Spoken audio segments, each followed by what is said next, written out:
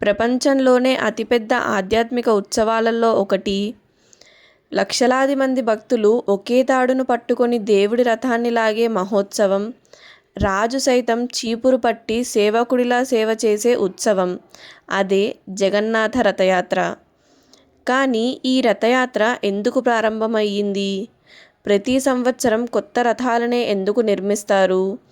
జగన్నాథుడు ఆలయం నుండి బయటకు ఎందుకు వస్తాడు? ఈరోజు ఈ మహోత్సవం వెనుక ఉన్న చరిత్ర, సాంప్రదాయం, ఆధ్యాత్మికత గురించి తెలుసుకుందాం. ఒడిస్సాలోని పూరీ నగరంలో ఉన్న జగన్నాథ ఆలయం భారతదేశంలోని 4 చార్ధామ్ క్షేత్రాలలో ఒకటిగా భావించబడుతుంది. ఇక్కడ కొలువై ఉన్న శ్రీ జగన్నాథుడు, అన్నయ్య బలభద్రుడు, సోదరి సుభద్రాదేవి ప్రతి సంవత్సరం ఒకసారి ఆలయం నుంచి బయటకు వచ్చి గుండీచ ఆలయానికి ప్రయాణిస్తారు. ఈ ప్రయాణాన్నే రథయాత్ర అని పిలుస్తారు. హిందూ సాంప్రదాయం ప్రకారం ఈ ఉత్సవం ఆషాఢ శుక్ల విదియ నాడు నిర్వహించబడుతుంది. అసలు జగన్నాథుడు గుండీచ ఆలయానికి ఎందుకు వెళ్తాడు? స్థల సాంప్రదాయం ప్రకారం గుండీచ ఆలయాన్ని జగన్నాథుని మేనత్త ఇంటిగా భావిస్తారు. ప్రతి సంవత్సరం జగన్నాథుడు తన అన్నయ్య బలభద్రుడు, సోదరి సుభద్రతో కలిసి అక్కడికి వెళ్ళి కొన్ని రోజులు గడుపుతాడని భక్తుల విశ్వాసం. అందుకే ఈ యాత్రను భక్తులు ఎంతో భక్తి శ్రద్ధలతో జరుపుకుంటారు. ఇప్పుడు రథాల గురించి తెలుసుకుందాం. ఈ యాత్రలో మొత్తం 3 రథాలు ఉంటాయి. మొదటగా ప్రయాణించేది బలభద్రుని రథం. దాని పేరు తాళధ్వజ. ఈ రథానికి 14 చక్రాలు ఉంటాయి. రెండవది సుభద్రాదేవి రథం. దాని పేరు దర్పదలనం లేదా దేవదలనం అని కూడా అంటారు. ఈ రథానికి 12 చక్రాలు ఉంటాయి. మూడవది మరియు అతిపెద్దది జగన్నాథ స్వామివారి రథం. దాని పేరు నందిఘోష. ఈ రథానికి 16 చక్రాలు ఉంటాయి. 3 రథాలలో ఇదే అతిపెద్దది. ఈ రథాలు ప్రతి సంవత్సరం కొత్తగా నిర్మించబడతాయి. గత సంవత్సరం ఉపయోగించిన రథాలను మళ్ళీ ఉపయోగించరు.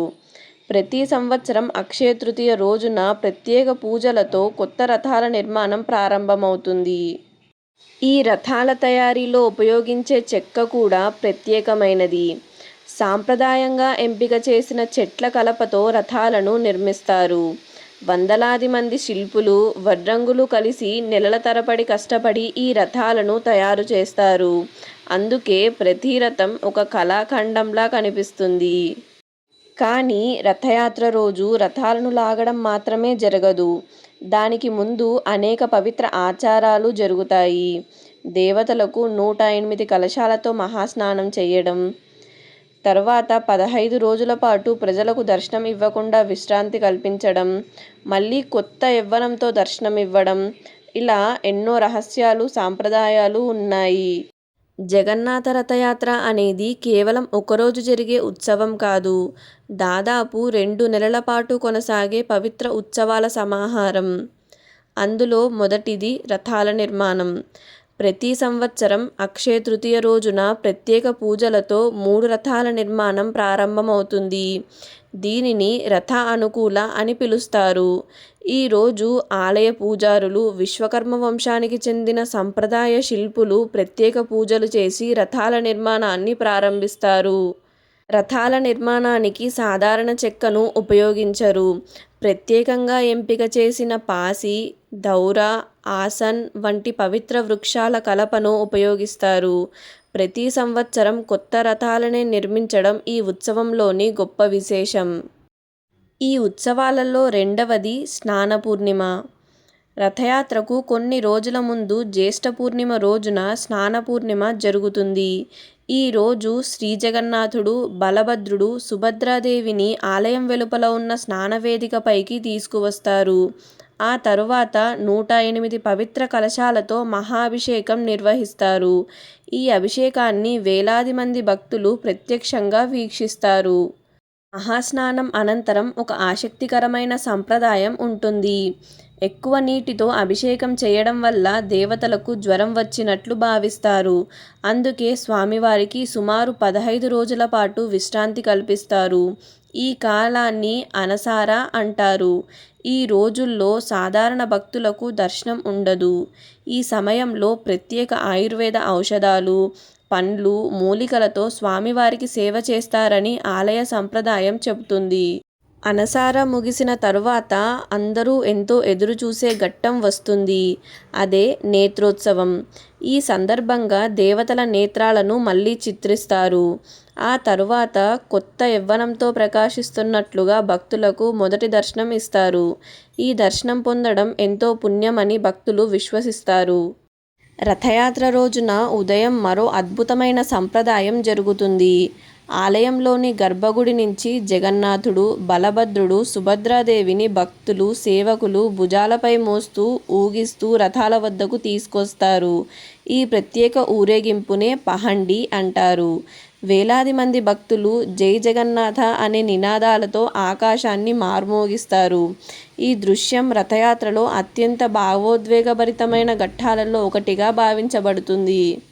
పహండి పూర్తి అయిన తరువాత పూరీ మహారాజు అయిన గజపతి మహారాజు స్వయంగా రథాల వద్దకు వస్తారు. ఆయన బంగారు చీపురుతో రథాలను ఊడుస్తారు. ఈ సాంప్రదాయాన్ని చేరాపహర అంటారు. ఇక్కడ ఒక గొప్ప సందేశం దాగి ఉంది. రాజైన సామాన్యుడైన జగన్నాథుని ముందు అందరూ సమానమే. అందుకే రాజు కూడా సేవకుడిలా చీపురు పట్టి స్వామివారికి సేవ చేస్తాడు. ఈ సంప్రదాయం వినయం, సమానత్వానికి ప్రతీకగా భావించబడుతుంది. ఇంతటితో రథయాత్రకు ముందు జరిగే ప్రధాన ఆచారాలు పూర్తవుతాయి. ఇప్పుడు ఎంతో ఆసక్తిగా ఎదురుచూసే క్షణం వచ్చింది. పహండి, చేరాపహర పూర్తయిన తరువాత లక్షలాది మంది భక్తులు ఒక్కసారిగా రథాల తాళ్లను పట్టుకుంటారు. జై జగన్నాథ అనే నినాదాలతో పూరీ నగరం మారుమోగిపోతుంది. ఇదే జగన్నాథ రథయాత్ర ప్రారంభమైన క్షణం. ముందుగా ఏ రథం బయలుదేరుతుంది? రథాలు అన్నీ ఒకేసారి కదలవు. సంప్రదాయం ప్రకారం మొదట బలభద్రుని తాళధ్వజ రథం బయలుదేరుతుంది. ఆ తరువాత సుభద్రాదేవి దర్పధరణ రథం, చివరిగా శ్రీజగన్నాథుని నందిఘోష రథం ప్రయాణం ప్రారంభిస్తుంది. వేలాది మంది భక్తులు ఈ రథాలను తాళ్లతో లాగుతారు. ఈ సేవ చేయడం మహాపుణ్యంగా భావిస్తారు. రథాలను ఎందుకు భక్తులే లాగుతారు? జగన్నాథుడు కేవలం ఆలయంలో ఉండే దేవుడు కాదు, భక్తుల మధ్యకు స్వయంగా వచ్చే దేవుడు అనే భావన ఈ యాత్ర వెనుక ఉంది. అందుకే రథాన్ని లాగడం అంటే దేవుడి సేవ చేసే అవకాశంగా భక్తులు భావిస్తారు. గుండీచా ఆలయం అంటే ఏమిటి? రథయాత్రలో 3 రథాలు సుమారు 3 కిలోమీటర్ల దూరంలో ఉన్న గుండీచా ఆలయానికి వెళతాయి. స్థానిక సంప్రదాయం ప్రకారం ఈ ఆలయాన్ని జగన్నాథుని మేనత్త గుండీచాదేవి ఇంటిగా భావిస్తారు. అందుకే ప్రతి సంవత్సరం స్వామివారు అక్కడికి వెళ్ళి కొద్ది రోజులు ఉంటారని భక్తుల విశ్వాసం. జగన్నాథుడు, బలభద్రుడు, సుభద్రాదేవి గుండీచా ఆలయంలో సుమారు 7 రోజుల పాటు ఉంటారు. ఈ కాలంలో వేలాది మంది భక్తులు అక్కడికి వెళ్ళి ప్రత్యేక దర్శనం చేసుకుంటారు. గుండీచా ఆలయంలో స్వామివారు ఉన్న సమయంలో మరో ఆసక్తికరమైన ఆచారం జరుగుతుంది. అదే హేరా పంచమి. స్థానిక సంప్రదాయం ప్రకారం శ్రీ మహాలక్ష్మీదేవి జగన్నాథుడు ఆలయం వదిలి వెళ్లడంతో కోపంగా గుండీచా ఆలయం వరకు వస్తుందని చెప్తారు. ఈ ఘట్టాన్ని ఆలయ సంప్రదాయం ప్రకారం ప్రత్యేకంగా నిర్వహిస్తారు. ఇది కుటుంబ అనుబంధాన్ని ప్రతిబింబించే అందమైన సంప్రదాయంగా భావిస్తారు. గుండీచా ఆలయంలో కొద్ది రోజులు గడిపిన తర్వాత 3 రథాలు తిరిగి ప్రధాన జగన్నాథ ఆలయానికి బయలుదేరుతాయి. ఈ తిరుగు ప్రయాణాన్నే బహుడా యాత్ర అంటారు. భక్తులు ఈ యాత్రలో కూడా అదే భక్తి, ఉత్సాహంతో పాల్గొంటారు. తిరుగు ప్రయాణంలో రథాలు మౌసీమా ఆలయం వద్ద కొద్దిసేపు ఆగుతాయి. ఇక్కడ జగన్నాథునికి పోడాపీట అనే సంప్రదాయ ఒడియా ప్రసాదాన్ని నైవేద్యంగా సమర్పిస్తారు. ఈ ఆచారం కూడా రథయాత్రలో ఒక ముఖ్యమైన భాగం. కానీ రథయాత్ర ఇంకా పూర్తి కాలేదు. బహుడా యాత్ర తర్వాత జరిగే సునాబేష, అదరపాన, నీలాద్రి బీజే వంటి ఆచారాలే ఈ మహోత్సవానికి అత్యంత వైభవాన్ని తీసుకువస్తాయి. బహుళాయాత్ర అనంతరం 3 రథాలపైనే శ్రీజగన్నాథుడు, బలభద్రుడు, సుభద్రాదేవిని బంగారు ఆభరణాలతో అద్భుతంగా అలంకరిస్తారు. ఈ మహా అలంకారాన్ని సునాబేష అని పిలుస్తారు. స్వామివారు బంగారు కిరీటాలు, బంగారు చక్రం, గద, ఇతర దివ్యాభరణాలతో దర్శనమిస్తారు. ఈ రోజున లక్షలాది మంది భక్తులు ఈ అపూర్వ దర్శనం కోసం పూరీకి చేరుకుంటారు. సునాబేష అనంతరం జరిగే మరో విశిష్టమైన ఆచారం అదరపానం. ఈ సందర్భంగా 3 రథాలపై ఉన్న దేవతల ముందు భారీ మట్టి పాత్రల్లో ప్రత్యేక పానీయాన్ని నైవేద్యంగా సమర్పిస్తారు. ఆ తరువాత ఆ పాత్రలను అక్కడికక్కడికే పగలగొడతారు. స్థానిక సంప్రదాయం ప్రకారం రథయాత్రలో దేవతలకు సేవ చేసిన అదృశ్య దేవగణాలు, పరివార దేవతలు ఆ పానీయాన్ని స్వీకరిస్తారని విశ్వసిస్తారు.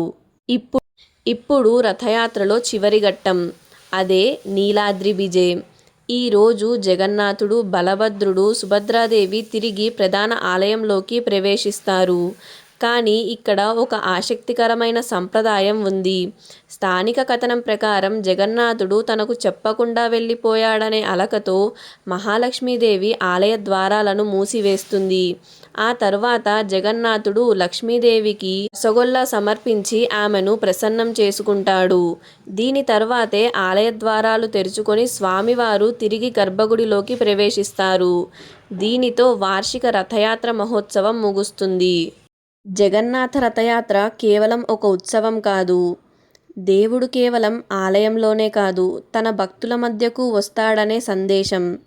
రాజు నుంచి సామాన్యుడి వరకు అందరూ దేవుని ముందు సమానమే అనే సందేశం. సేవ, వినయం, సమానత్వం, భక్తి, ఈ 4 విలువలకు ప్రతీకే జగన్నాథ రథయాత్ర.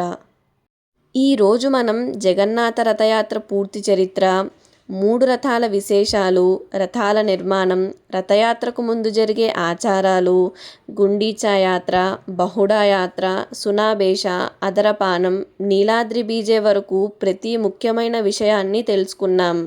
ఈ వీడియో మీకు నచ్చితే తప్పకుండా లైక్ చేయండి. మీకు ఈ జగన్నాథ రథయాత్రలో ఏ విశేషం ఎక్కువగా నచ్చిందో కామెంట్లో తప్పకుండా తెలియచేయండి. మళ్ళీ మరో ఆసక్తికరమైన ఆధ్యాత్మిక చరిత్రతో త్వరలో కలుద్దాం. ఇలాంటి మరిన్ని పురాణ, చారిత్రక మరియు ఆధ్యాత్మిక కథల కోసం మన చిన్నూస్ హెరిటేజ్ హబ్ను సబ్స్క్రైబ్ చేసుకోండి.